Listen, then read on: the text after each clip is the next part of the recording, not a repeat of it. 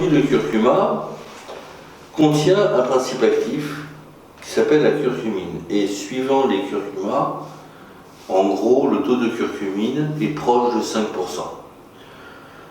de la racine de curcuma séchée. Donc, on va dire, pour faire simple, les excellents curcumas c'est 8%, les moins bons curcumas c'est 1%. Mais il y a un taux d'extraction qui se situe aux alentours de 5% des curcumines pour 100% de racine de curcuma. Quel est l'intérêt de ce rhizome, cette racine de curcuma? C'est qu'on s'est aperçu que dans les pays asiatiques comme l'Inde, les gens, il y a une trentaine d'années, ne faisaient quasiment pas de cancer colorectaux. Donc on s'est dit, mais comment se fait-il qu'à cet endroit du monde, où les gens bouffent des choses dégueulasses, non traitées, sans aucun antiseptique, avec des eaux qui sont totalement polluées, et là on devrait avoir un maximum de cancers colorectaux, on n'a quasiment pas de cancer colorectaux. Donc les chercheurs se sont mis à chercher, c'est leur rôle, et un jour ils ont dit, tiens, il semblerait que c'est le fait qu'ils mangent du curcuma du matin au soir, qui font qu'ils ont beaucoup moins de cancer colorectal. Alors qu'est-ce qu'il y a dans le curcuma qui fait que ça se passe comme ça? Ils ont continué à chercher et ils ont trouvé la curcumine. Et ils ont trouvé que la curcumine, en l'étudiant, avait un rôle antioxydant et antitumoral particulièrement puissant.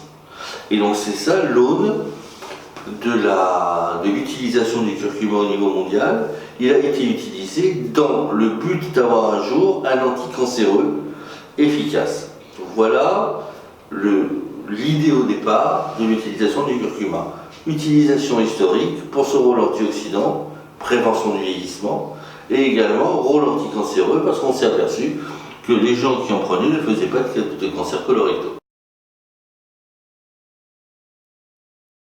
D'autres actions ont été attribuées au curcuma, d'autres actions physiologiques. Alors, les plus importantes, c'est l'action anticancéreuse, l'action anti-inflammatoire, l'action antidiabétique, diabète de type 2, diabète gras, l'action anti-agrégante plaquettaire, l'action hypolipémiante, l'action de prévention sur les ulcères, l'action de protection du système cardiovasculaire et du système rénal. Voilà en gros quelles sont toutes les actions couvertes par l'action du curcuma, ce qui est absolument considérable et qui en ferait presque une panacée. Ça veut dire que si on en prenait tous les jours, ça gère tellement de symptômes et de troubles que l'on pourrait se dire presque à quoi sert de prendre les autres. Tellement ce produit est généraliste, puissant, différentiel. On a dit que les actions principales c'est anti-inflammatoire, antitumoral, anti-agrégant plaquettaire et contre le diabète de type 2. Il a une particularité, c'est que sur l'action anti-inflammatoire, il est aussi efficace que la cortisone. Or, très peu de gens savent qu'il y a aujourd'hui une plante qui est aussi efficace que la cortisone, mais sans en avoir tous les effets négatifs. Et bien, c'est la curcumine. La curcumine est l'une des molécules les plus efficaces que d'aujourd'hui au monde en termes d'antidouleur et anti-inflammatoire, avec un niveau d'action comparable à la cortisone. Mais en plus de ça, elle a d'énormes avantages. Vous savez que lorsque vous prenez des AINS, des anti-inflammatoires non stéroïdiens, ça crée des problèmes au ventre. Donc on vous dit, prenez-le avec un repas, etc. etc. Et bien, il faut savoir que la curcumine a été testée versus ces produits, qu'elle a montré une activité au moins égale, mais que comme elle n'agit pas sur quelque chose d'assez grossier qu'on appelle la cyclooxygénase 2, elle a toutes les actions bénéfiques sur la sphère inflammatoire d'agir sur COX-1, mais n'agissant pas sur COX-2, nous n'avons pas tous ces problèmes gastriques, de douleur ou de gêne, et de l'obligation de la prendre à la fin d'un repas. Il faut bien comprendre qu'aujourd'hui, dans les pathologies inflammatoires au sens large, nous donnons aux patients, on lui donne ou des anti-inflammatoires non stéroïdiens, ou on lui donne des corticoïdes. Et dans les deux cas, ces produits sont efficaces, mais ils ont des problèmes. C'est que les AINS, par exemple, anti-inflammatoires non stéroïdiens, comme le paracétamol, comme l'acide acétylsalicylique, comme les profènes, comme les oxycam, ont comme particularité malheureusement d'agir sur la COX-1, la cyclooxygénase 1 et la cyclooxygène 2, et donc en plus de l'activité anti-inflammatoire, ont des effets secondaires importants, dont des douleurs au niveau gastrique, au niveau de l'estomac.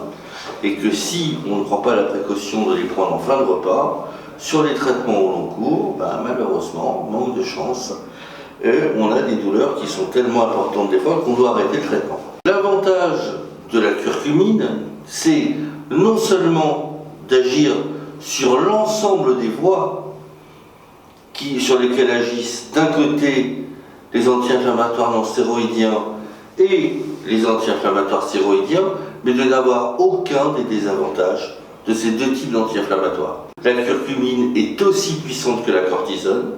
La curcumine a été testée comme largement aussi efficace que un des profènes les plus connus qu'on appelle kétoprophène ou l'ibuprofène. L'ibuprofène c'est le Nurofen. La curcumine est au moins aussi efficace que ces produits-là.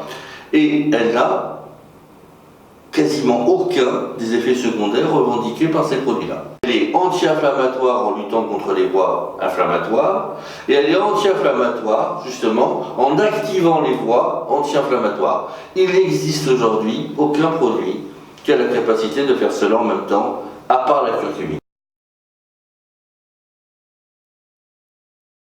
Puisque la curcumine a l'action anti-inflammatoire que nous avons décrite, on va pouvoir la prendre non seulement dans les pathologies inflammatoires aiguës, non seulement dans les pathologies inflammatoires chroniques, mais dans toutes les pathologies où il y a une inflammation de bas grade. D'accord ? Donc les pathologies inflammatoires aiguës, tout ce que nous connaissons, les tendinites, les musculotendinites, les arthrites, les arthroses, les migraines, les maladies inflammatoires de l'intestin, les maladies inflammatoires chroniques de l'intestin, les colites, les rectocolites hémorragiques, les maladies de Crohn, etc. Donc là, on va avoir un substrat d'action pour les pathologies aiguës. Ensuite, il va y avoir les pathologies chroniques. Ça veut dire donc les phases chroniques des maladies que nous avons précitées. D'accord ? Donc les phases chroniques des Crohn, les phases chroniques des RCH, les phases chroniques de toutes les pathologies inflammatoires comme l'arthrite et l'arthrose, les maladies cardiaques, les problèmes d'hypertension artérielle, et bien évidemment les pathologies chroniques lourdes comme les pathologies néoplasiques et les cancers. Et puis nous allons avoir toutes les maladies dégénératives, dont nous avons parlé précédemment. C'est-à-dire dans toutes les pathologies dégénératives, on va avoir besoin, et on l'a expliqué pourquoi, de curcuma. Et on va avoir besoin également de la curcumine dans des pathologies qu'on n'a pas expliquées, comme étant les pathologies neuro-inflammatoires. Et dans les pathologies neuro-inflammatoires, on va avoir bien évidemment l'Alzheimer, bien évidemment le Parkinson, mais on va avoir une maladie dans laquelle il est aujourd'hui démontré qu'on ne peut plus la traiter sans anti-inflammatoire, que sont tout simplement les dépressions chroniques et aiguës. Nous sommes tous caractérisés, nous vivons tous, depuis notre naissance, avec une augmentation de ce qu'on appelle le stress oxydatif, ça veut dire un phénomène qui nous crée le vieillissement et qui fait que plus nous vieillissons, plus nous avons ce qu'on appelle une augmentation de l'inflammation de bas grade. Cette inflammation que nous avons en nous, qui grandit de 30 ans à 80 ans, et qui va à terme être le compagnon indissociable de l'ensemble des pathologies que nous connaîtrons, peut être aujourd'hui largement atténuée par le seul produit qui agit sur l'ensemble des voies de l'inflammation et qui s'appelle la curcumine. Donc lorsqu'on va prendre de la curcumine tous les jours, on va diminuer l'inflammation de bas grade, donc à terme, on va avoir une substance qui prévient efficacement les pathologies néoplasiques, donc les cancers, qui prévient les pathologies inflammatoires de l'intestin, qui prévient l'hypertension, qui prévient le diabète, qui prévient le syndrome métabolique, qui prévient les phénomènes de dégénérescence articulaire, qui prévient tout un ensemble de pathologies qui à terme caractérisent ou le vieillissement, ou les maladies dégénératives, ou donc les maladies néoplasiques. Ceci à la simple dose d'1 à 2 gélules par jour, au long cours, par exemple, une gélule tous les jours tout au long de sa vie, ou bien par exemple 2 gélules par jour, 15 jours à 3 semaines par mois, avec une fenêtre thérapeutique. Parce qu'il n'y a pas d'effet indésirable. Quand on prend des corticoïdes, quand on prend des anti-inflammatoires non stéroïdiens, on va avoir des effets indésirables. Là, on a démontré que la curcumine n'entraîne pas ces effets indésirables. Mais ça va beaucoup plus loin. Ça veut dire que la curcumine peut soit s'additionner au traitement en cours, parce qu'il y a des gens qui ne peuvent pas arrêter leur traitement de corticoïdes ou qui ne peuvent pas arrêter leur traitement d'AINS. Eh bien, AINS, anti-inflammatoire non stéroïdien. Eh bien, il faut savoir que la curcumine peut être un adjuvant thérapeutique efficace, permettant d'augmenter l'action des produits qui sont pris en diminuant leur toxicité parce qu'on va en prendre légèrement moins, que ça peut servir en termes de sevrage, ça veut dire que lorsqu'on a besoin d'arrêter ces molécules, on peut prendre de la curcumine parallèlement, et quand on a arrêté ces molécules, on peut continuer uniquement avec de la curcumine. Le problème de la curcumine, c'est que quelles que soient les propriétés que nous lui connaissons, lorsqu'elle arrive dans le tube digestif, elle ne passe pas dans le sang. Elle ne passe pas la barrière intestinale, elle n'arrive pas dans le sang, elle exerce une action locale, ce qui explique pourquoi, au départ, son action a été démontrée comme étant une substance qui inhibe les cancers colorectaux. Ça restait au niveau local. Et ça ne passe quasiment pas dans le sang. En mélangeant la curcumine avec des phospholipides, on a créé des grosses sphères, beaucoup plus petites que les billes d'émulsion et beaucoup plus grosses que les liposomes, qu'on appelle des micelles, des complexes de phospholipides, qui fait que non seulement la curcumine va passer beaucoup plus rapidement dans le sang, mais que surtout elle va y rester beaucoup plus longtemps. Et à partir de là, on va obtenir une dose et un temps d'action qui lui permet de revendiquer l'action anti-inflammatoire. Si en plus de ça, et les études le confirment, on rajoute un extrait de poivre noir, qui fait comme un starter, un booster pour entrer dans le sang, et qu'à ce mélange, on rajoute la plante entière de curcuma, donc la racine entière, on obtient des coefficients d'efficacité multipliés par 5 à 20.